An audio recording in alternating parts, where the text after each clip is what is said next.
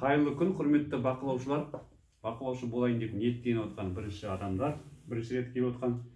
Біздер сіздерге қазір қысқаша бейне ролик жасап отырмық. Мына сайлауда келген сайлаушылардың санын қалай есептеу керек екен. Сіздерге әрқайсыңызға мынандай санау парағы беріледі. Онда 7-тен 8-ге шейін, 8-ден 9-ға шейін, 9-дан 10-ға шейін, 10-дан 11-ге шейін деген сияқты уақыттар бәрі жазылып тұр. Бұл жағында ең ақтық кешкі 7-тен 8-ге шейін. Сол санақ парағында сіздер келген кісінің мана дауыс берген кісілерін санап отырасыздар. Қалай санайсыздар, оны қазір көрсетемін. Санағанда ана яжашық болады сайлау учаскесінде. Соған бюллетень салған кісіні санайсыздар. Кетіп қалған кісілер керек емес.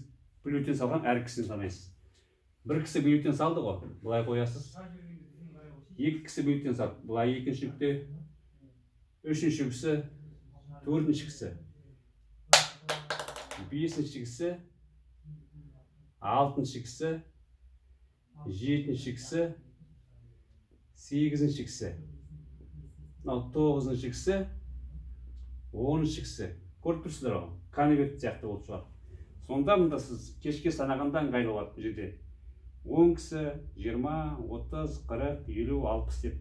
7-тен 8-ге шейін неше кісі келді? 200 кісі келсе бұл жерге 200 деп жазып қоясыз. 8-ден 9-ға шыққанша кісі келді. 300 болса 300 деп жазып қоясыз.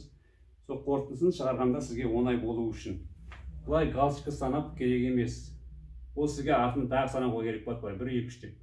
Сондықтан олай санамайсыздар. Осылай мына конверт сияқты. Көрдіңіздер ғой. Рахмет назарларыңызға.